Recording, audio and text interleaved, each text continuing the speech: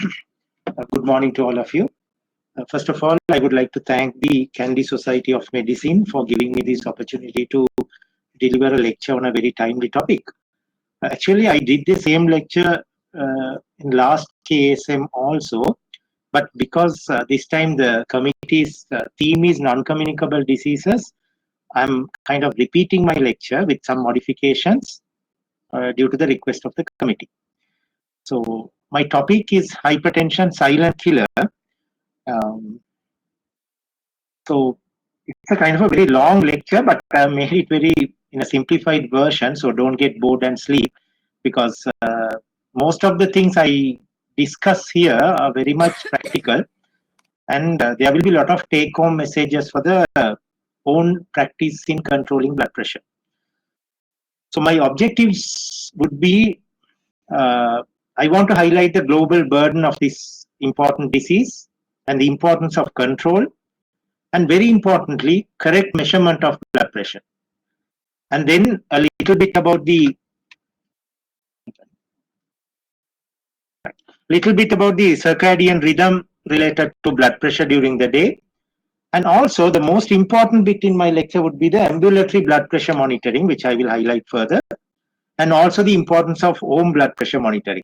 So my first bit of lecture will cover the burden, importance of control, correct measurement, and some physiology, and also two important factors, ambulatory blood pressure monitoring and home blood pressure monitoring.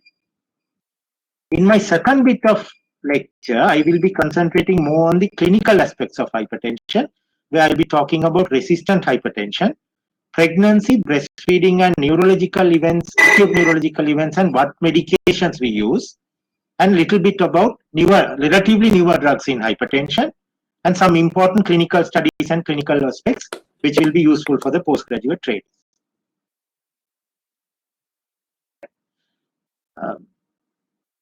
Little bit of global burden and importance of blood pressure. We have a lot of workshops related to dyslipidemia and diabetes, but we pay less attention to hypertension. But unfortunately, it causes a significant global burden, and it is the leading cause of cardiovascular mortality and stroke.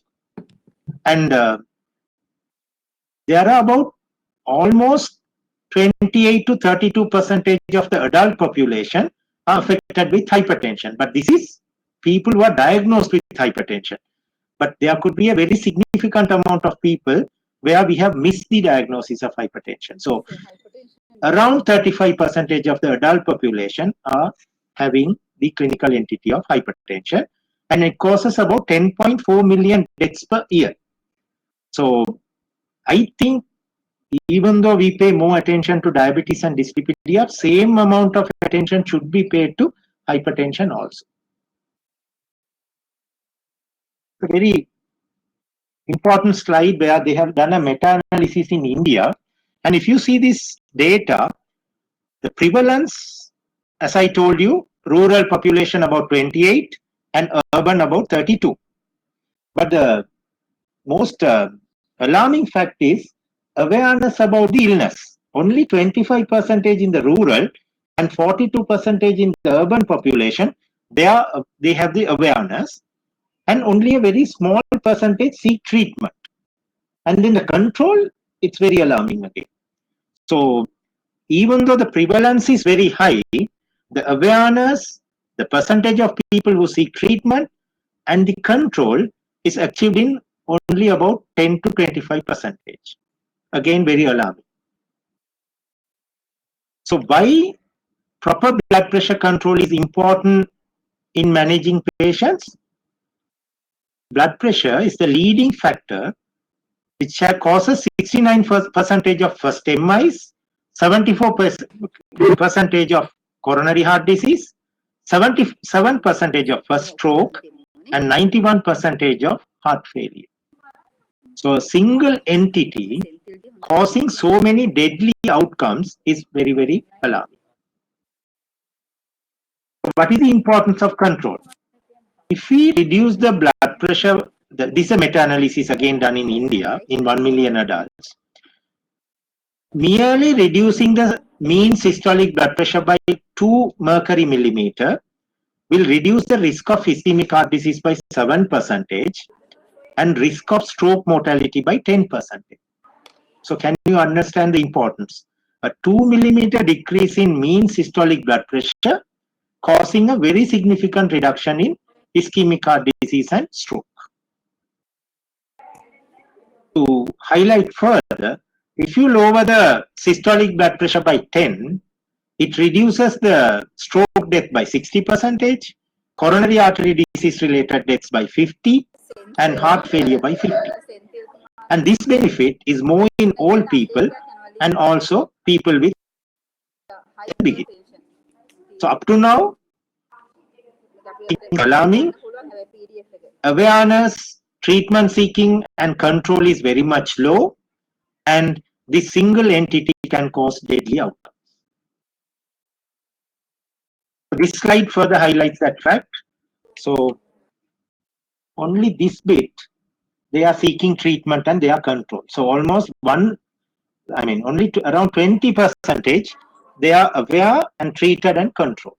So rest of the 80%, either they are unaware, they are not treated, and they are not controlled.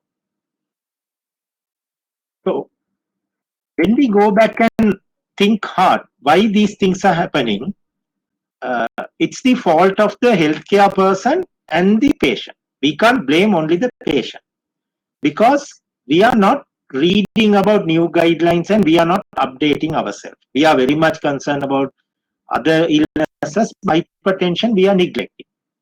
So unawareness about guidelines, and healthcare professionals, they are not trained properly to even measure the blood pressure. So we make mistakes in checking the blood pressure. And Indian studies show some funny facts. Unreliable electricity also one cause. Because if we don't have proper illumination, our sphygmomanometers, it's very hard to see and we make wrong measurements. And on the patient side, poor knowledge and attitude. And also the devices what we use. Just think in our clinics, we don't have proper devices. We just tap and shake and check the pressure. And then when it comes to some sort of advanced nature, why we are not managing properly about this hypertension, we don't have the combination pills properly. I will talk about that later.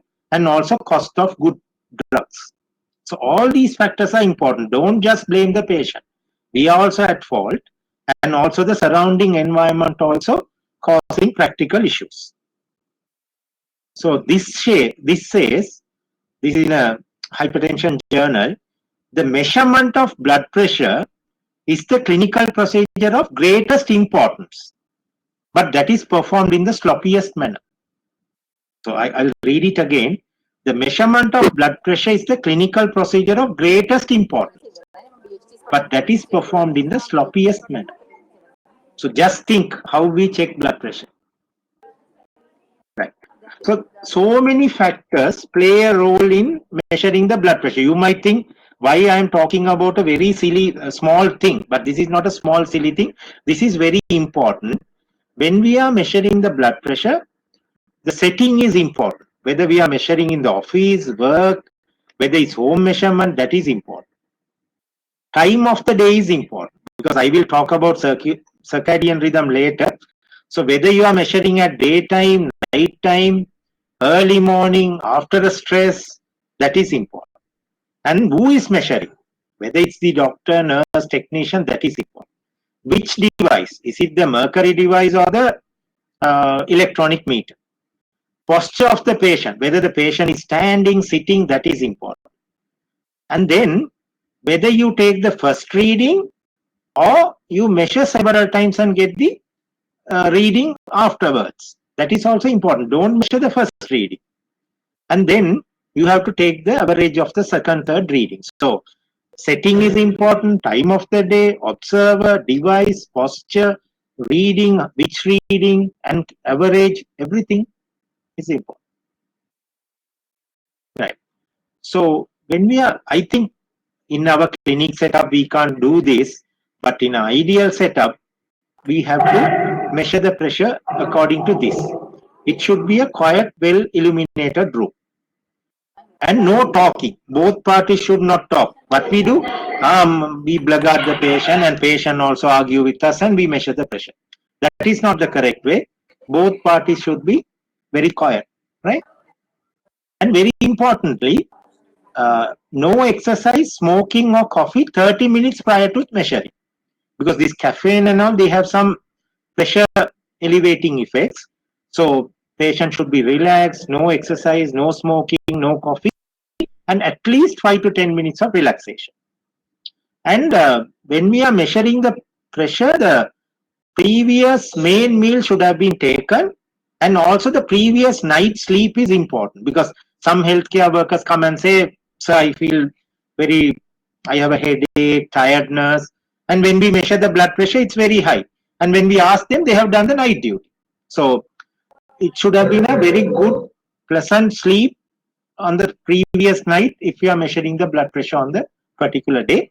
And very importantly, use the proper arm cuff, because obese people, if you use a improper small arm cuff, you will get higher values and then you will treat unnecessarily, right? So it should be a quiet, well illuminated room, no talking, no exercise, smoking or coffee, and relaxed, and after a meal, right? And patient should be seated, the feet should be flat, legs should not be crossed, and arms should rest, and you have to measure with the heart level and try to take 3 readings in 2-minute intervals and get the average of the last two. It's very simple. Do it properly. Otherwise, you will either treat unnecessarily or you will mistreating people. Both sides you can go. So this diagram illustrates how the patient should be seated, feet on the floor, legs not crossed, back supported, no talking, proper cuff, and then arms resting, and you take 3 measurements and take the average of the last 2, right? So prior night alcohol, partying, everything, don't measure on the following day. And then when you are measuring the blood pressure, measure in both arms. Make sure that you measure in both arms. And then if there is a difference of more than 10, use the arm with the higher value, right? And if the difference is more than 20, you have to think of further investigating in view of some other uncommon diseases, right? So measure in both arms, get the highest value one, and if the difference is more than 20, refer to the appropriate person for further investigation. Right. And when you are measuring the blood pressure, if the patient says symptoms of postural hypotension, measure a sitting and standing blood pressure also. And in every elderly person and people with diabetes, make sure you measure the sitting and standing blood pressure and document. That is very important, right? So all very basic things taught at the time of medical student time, but we are not doing that. So with our busy practice and all, we are missing, I think. But this should be the correct way. And even the ministry level, now they are not promoting the mercury pressure meters. I think the time will come where everywhere automated or electronic meters will come into practice. Right. So this, of course, in every guidelines you can take which value we are treating. So I'm not talking very much about guidelines. This, of course, you can take in any slide Google and see. But these are the values where we categorize the blood pressure stages. And there are certain goals. For every patient, we don't go for the same goal. Normal person less than 140/90, diabetes less than 130/80, cardiac failure, renal failure, there is a value, and renal failure with proteinuria also there is a value.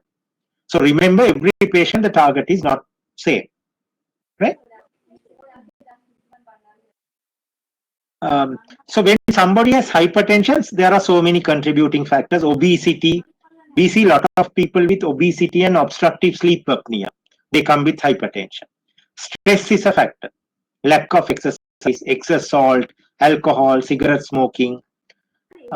Okay, so those are basic.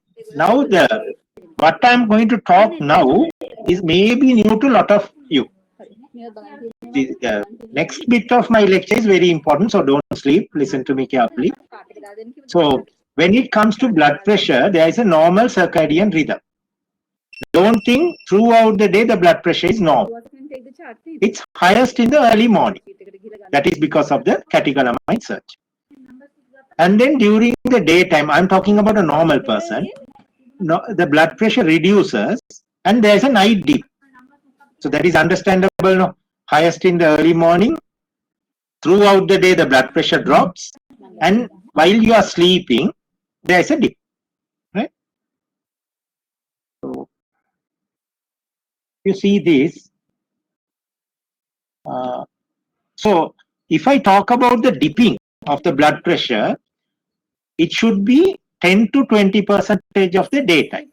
So the night dipping should be around 10 to 20% of the daytime. But unfortunately, you get few deviations from this. So normal people 10 to 20% dip, but there is a category where you don't get the dip.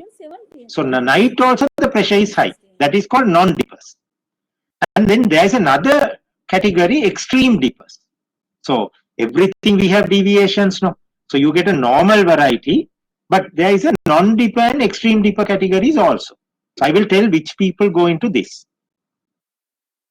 So who are these night non-dippers? Diabetic people.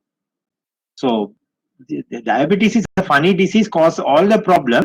So you don't get this normal dip in diabetic people. So these people, the night pressure also high. And people with this orthostatic hypertension, post-stroke, cardiac failure, and medicated hypertension, people on medication which cause hypertension like NSAIDs. These kind of people, you don't get the night dip. So this is a very dangerous entity. Diabetic, orthostatic hypertension, post-stroke, congestive cardiac failure, and medicated hypertension, right? And then I told you that early morning there is a surge, which could be up to a certain level. But then there's another entity of people where you get the early morning surge is too much. That is, again, orthostatic hypertension, increased arterial stiffness, people, elderly people, loss of baroreceptor reflex. So, to simplify this, these two category of people are at a risk of getting stroke and MI in the night or early morning.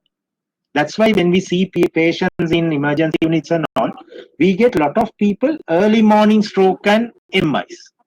So those are these categories. This night non-dippers and early morning surge. That's why diabetes is a notorious thing. Elderly people, loss of baroreceptor reflex, and post-stroke and heart failure patients.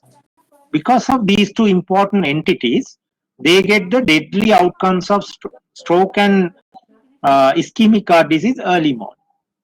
Understood? Right. So again, the same thing highlighted further. So you can get the slides, so don't write. So this highlights which people go into morning surge.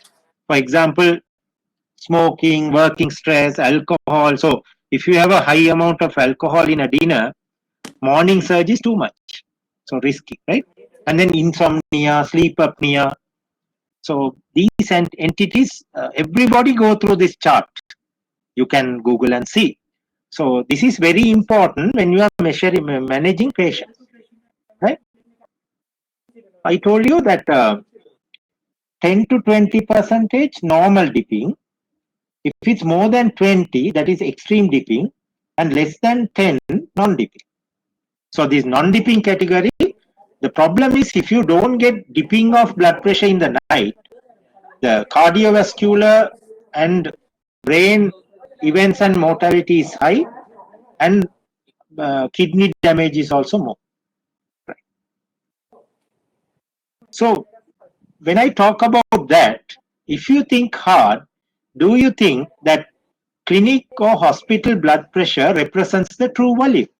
No, because we are not measuring we are just measuring one value, and then we are taking decisions and putting medications, reducing medications, but this is not correct.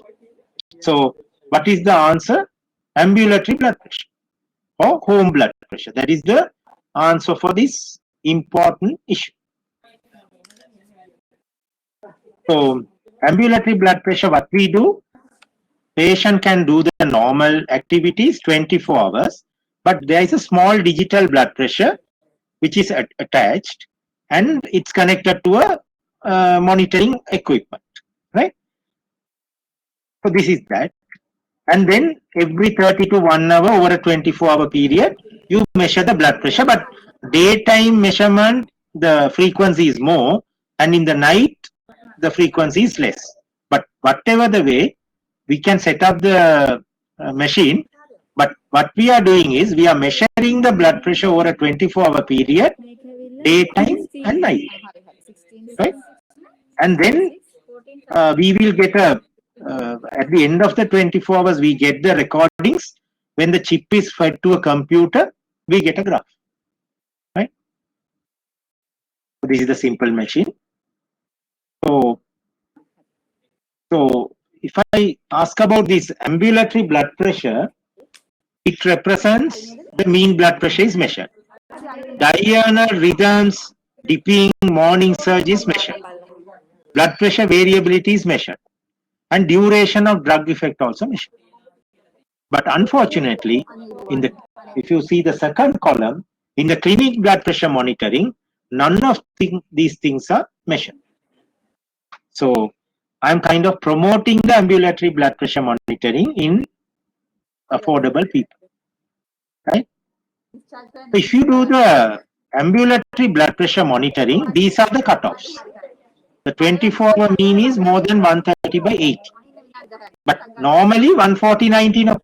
But if you do the ambulatory blood pressure, 24-hour mean is 130 by 80. Daytime mean 135 by 85. Sleep 120 by 70. Right? Same. So same thing. So the 2017 hypertension guideline also says out of office measurement should be promoted, and it should be the ambulatory blood pressure. Right. So why we are doing this ambulatory blood pressure? Because of some worrisome clinical entities. One is white coat hypertension. You know what is white coat hypertension? When we measure at office, 2 or more readings more than 140/90.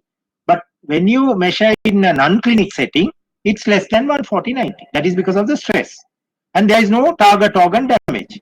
But we unnecessarily treat them.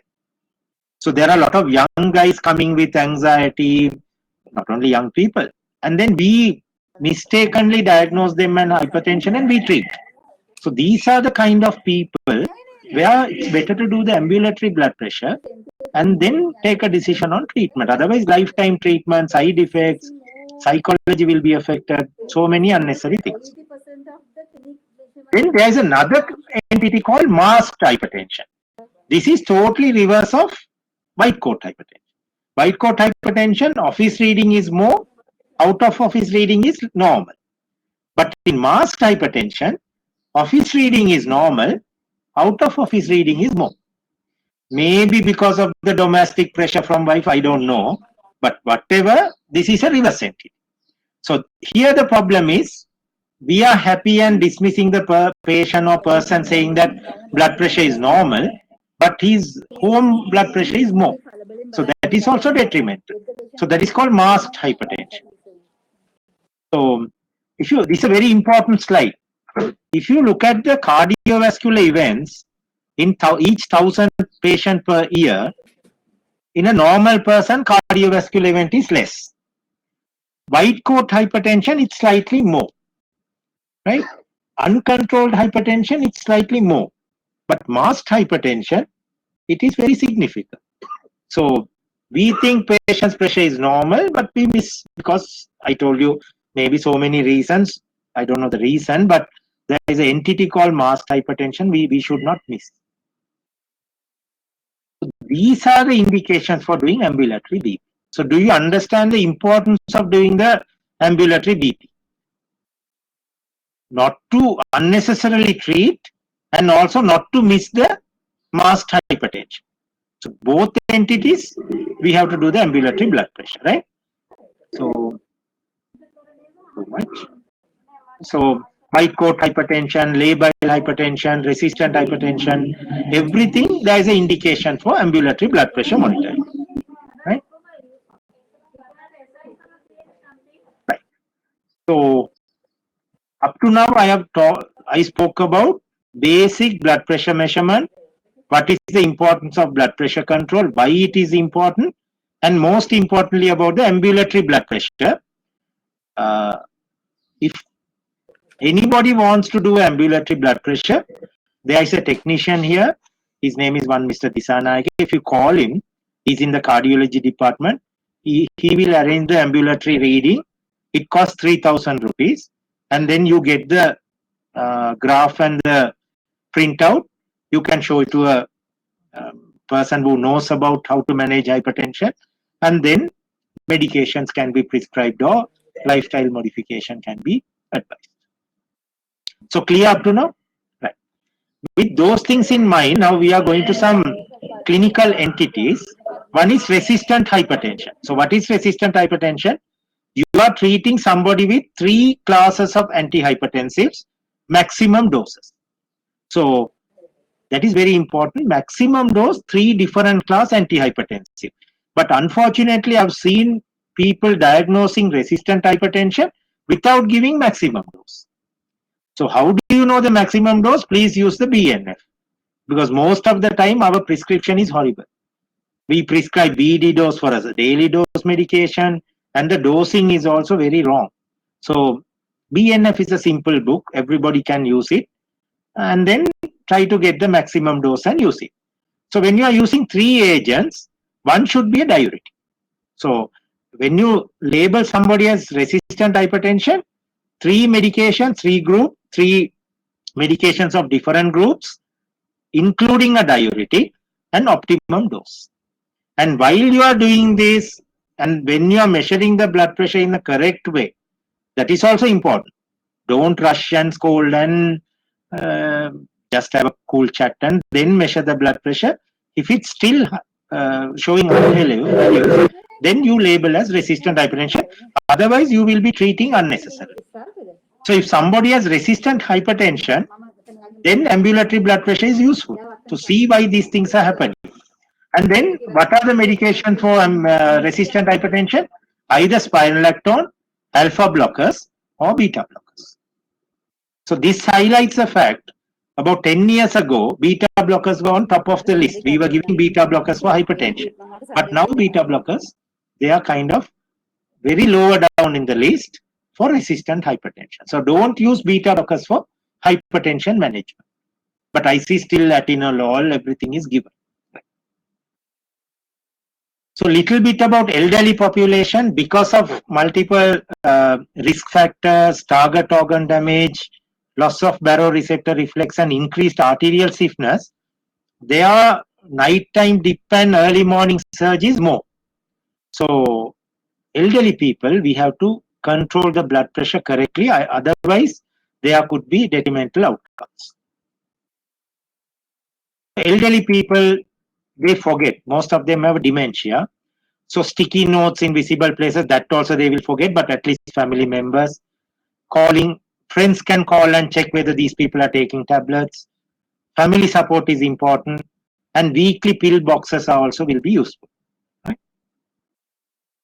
So problems in Sri Lankan setup is when we are treating patient, both the healthcare worker and the patient knowledge is very poor and attitude also poor. And we don't have adequate healthcare programs for hypertension, but we have for other diseases. And when our people attend weddings and funerals, they forget to take the medication. One other very worrying factor is religious trips. So when they go for religious trips, they forget to take medication. And alcohol and smoking. And same thing, our part also we are lagging behind because we don't educate the patient properly. And patient also try to take alternatives, indigenous medicine and complementary medication instead of taking English medications. So I'm not touching on simple measures like public awareness, healthcare worker communication. These things are important, and also family members also should involve in managing this disease. Now, little bit into causes. This, of course, you all know, but don't forget metabolic syndrome and obstructive sleep apnea. These are very two important entities. If you see a very obese person coming with some hypertension, always ask about snoring and features of obstructive sleep apnea, and also unnecessary medications like steroids and NSAID. Those things you have to check whether patient is on long-term steroids and NSAID. And then for PG trainees, renal causes, endocrine causes, you should know. And investigations, you know, full blood count, lipid, sugar, UFR, ESR, renal, all basics you have to do. ECG and X-ray, very important. If you are suspecting something like renal artery stenosis, renal angiogram will be helpful. And depending on endocrine cause, urinary metanephrines in pheochromocytoma, cortisol studies in Cushing's, and renin-aldosterone ratios in Cons. And also sleep studies is very important because we are getting a lot of obstructive sleep apnea patients. Right. Going to the latter part of my lecture. Even though I say new drugs, these are in practice, but when you are practicing medicine, you should know about these medications. About 4 drugs I'm going to talk. Number 1, indapamide. So indapamide is a non-thiazide diuretic. The printing is wrong. It's a thiazide-like diuretic. So you get HCT, which is a thiazide diuretic.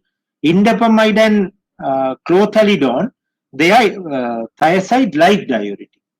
So there have been some studies and meta-analysis have shown that potency and efficacy wise, indapamide and clothalidone, they are better than HCT. And the side effect profile is same. So hypokalemia, hyponatremia, dyslipidemia, and derangement of the blood sugar status, same with both groups. But blood pressure control is more with indapamide comparing to HCT. So indapamide, it's available only in the private sector. So you can use that. So this slide shows the darker blue part is HCT and lighter blue is indapamide, where the ambulatory blood pressure control is more with indapamide. Ambulatory systolic and diastolic both are well controlled with indapamide. So indapamide is a potent and efficacious drug comparing to HCT. And then in the calcium channel group, we have this clinidipine. Amlodipine and nifedipine acts in the N terminal, whereas clinidipine acts at the N and L type calcium channels. So pedal edema and reflex tachycardia is less with clinidipine. So when we use amlodipine and nifedipine, we get ankle edema. Then I have seen people giving fusipain. Nifedipine causes ankle edema. Patient comes to the doctor. You have edema and fusimide is prescribed. Don't do that because it's a side effect of a drug. So you have to stop the amlodipine and nifedipine, and you can use clinidipine, which doesn't cause ankle edema, and there is no reflex tachycardia.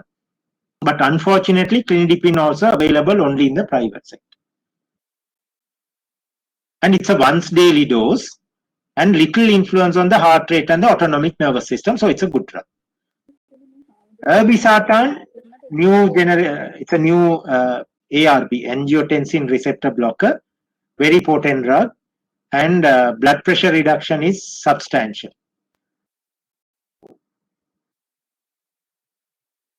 And so I took actually 4 groups of drugs, and I just wanted to highlight newer things are available. So perindopril is a long-acting angiotensin converting enzyme inhibitor, very potent drug, 2.5 to 5 milligram daily.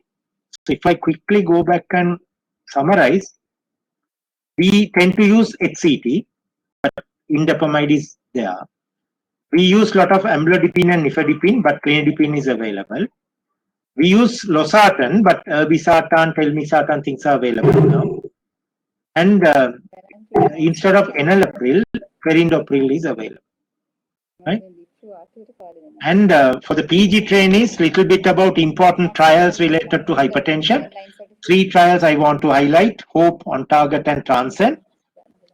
HOPE study was done with Ramipril that showed that 10 milligram dose of Ramipril comparing to placebo reduced the incidence of death, myocardial infarction, stroke, and deaths from cardiovascular cause by 22%. So this study was done for Ramipril, but this is not a class effect. That study was only done for Ramipril. So we are not sure whether this could be attributable to all the ARBs, but study was done for Ramipril. So in the exam they will ask.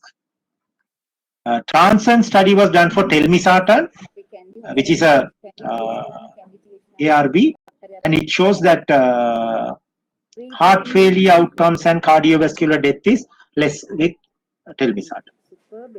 This study is the most important study in hypertension, On Target, where they looked at the effects of Ramipril and Telmisartan on cardiovascular event outcome. What they found was both Telmisartan and Ramipril equal. But when we were registrars, there was a practice of giving both together. But now they say this combination therapy is deadly.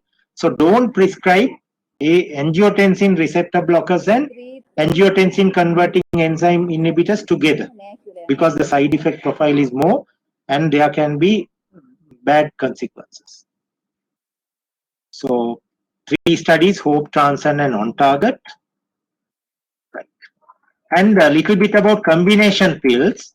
I told you most of the countries they use combination pills, but because of the cost we are reluctant to prescribe.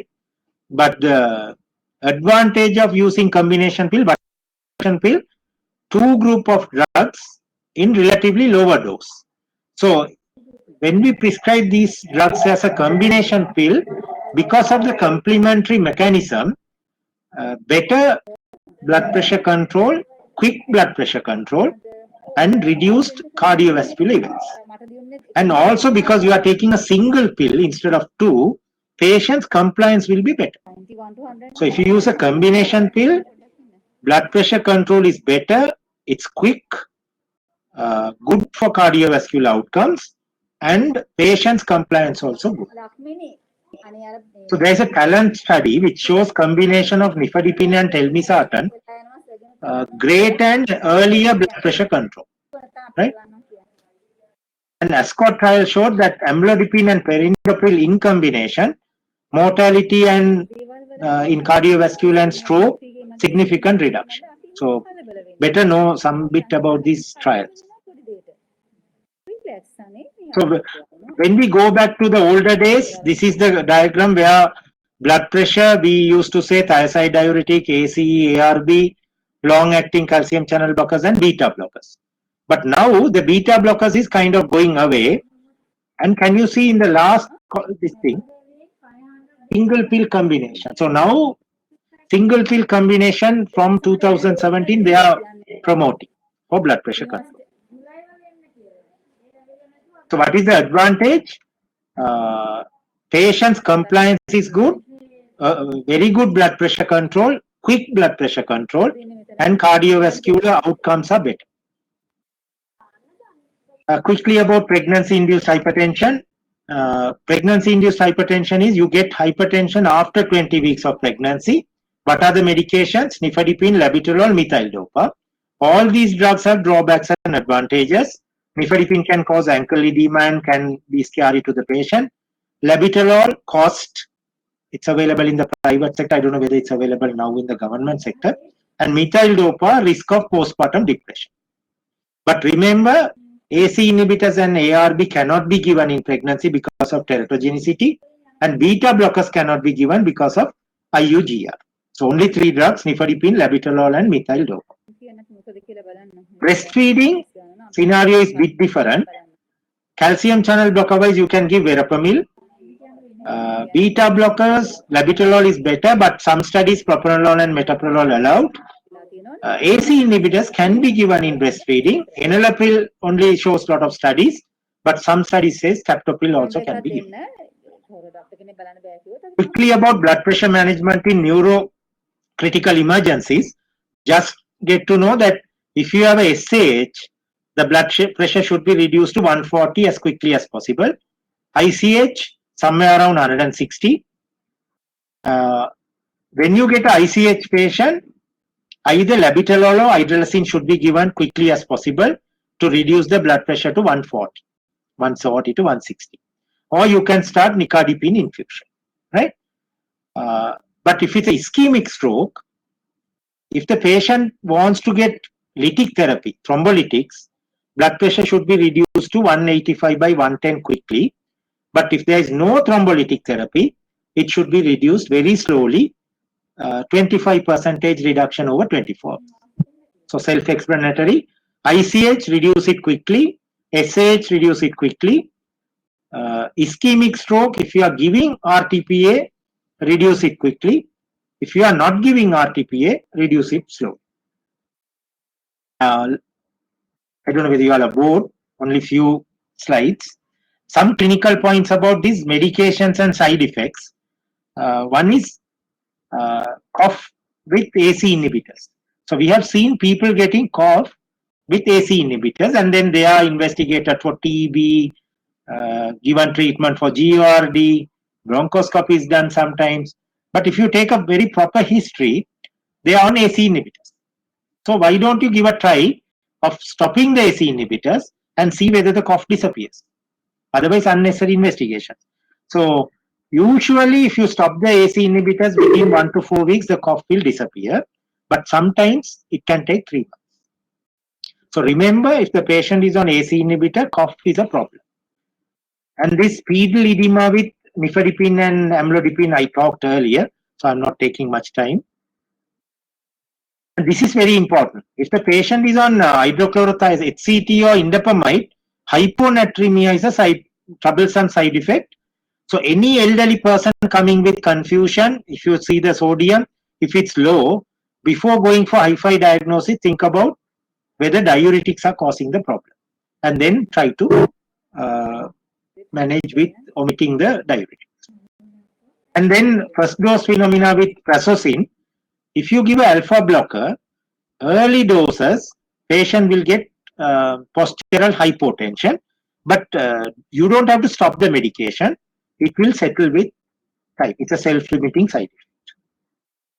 And hyperkalemia with AC, and this is also very important. We are getting so many people with ETU with bradycardia and arrest, and when we see hyperkalemia, patient on long-term AC inhibitors and ARB, potassium levels never checked. So make sure you check at least once in 6 months when patient is on AC inhibitors or ARB. If there is hyperkalemia, either stop or reduce the dose. But some people might need continuation of this medication, then give a low dose with risonium. And there's for PG trainees, hyperkalemia, there's an entity type 4 renal tubular acidosis with diabetes fludrocortisone. And there is a Sri Lankan Hypertension Society. So I'm a member, but most of the things are very inactive these days. So I think Rajita Abesekar is the secretary. So anybody interested in joining this society, contact Rajita and get the membership. Thank you.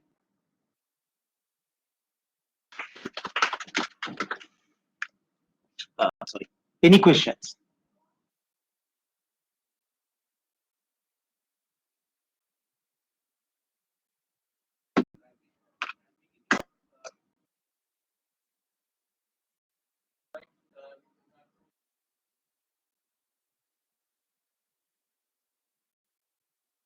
If it's ICH and SH, as soon as possible. Yes.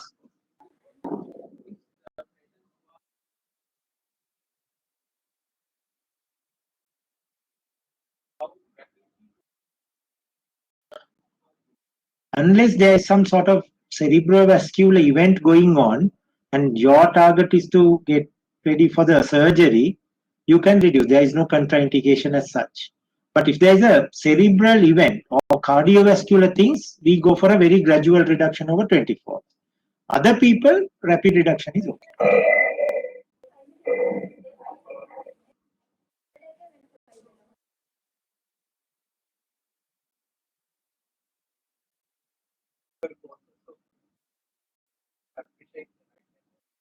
Yes.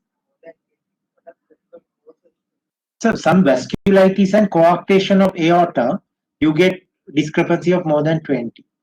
So those situations we have to investigate.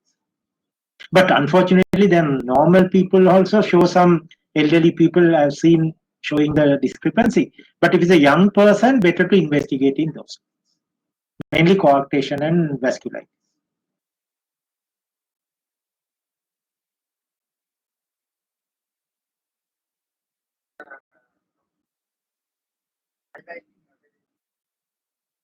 And the mic again.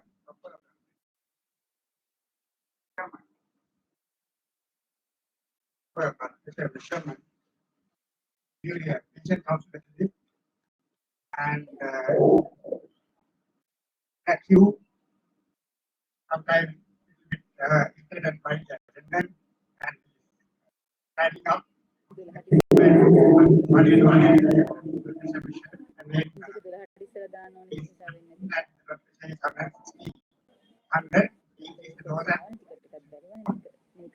Already comes with the training action. And sometimes it's EI. And by the time patient gets admitted, patient is under stress. And again, might even increase the blood in the ward, or further, next time might come. We've seen this several times.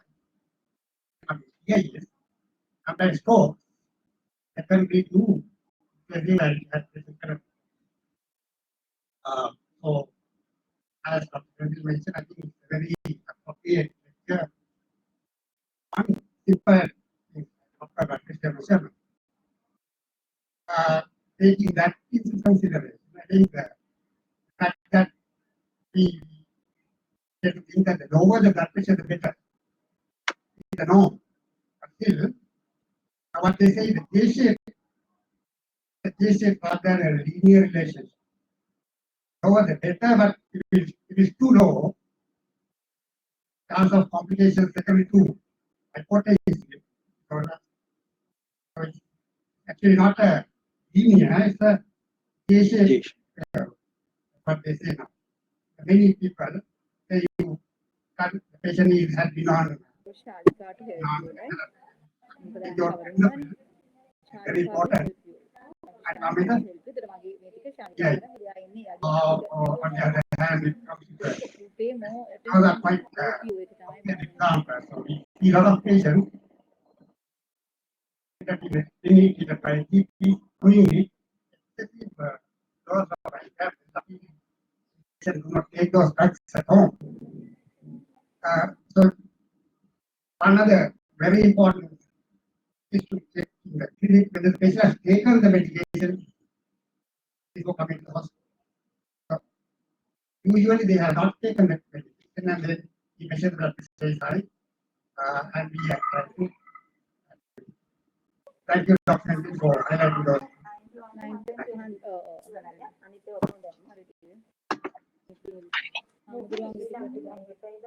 Thank you, Dr. Sendil, for that very informative, very comprehensive lecture. No words to appreciate. Actually, so simple and a lot of practical approaches. Thank you, Sendil. And another question for me. So, why do we ask people to come always after 1 month to check the blood pressure? 1 month, or is it regular, or is it just a tradition that we are asking people to come and check in 1 month, or is there any why do we check? Guideline as such, actually, first of all, Because of the tradition. 1 week. So thank you very much. So as a token of appreciation, I cordially invite Dr. Selvaratnam to hand over certificate of appreciation to Dr. Sendil Thomas.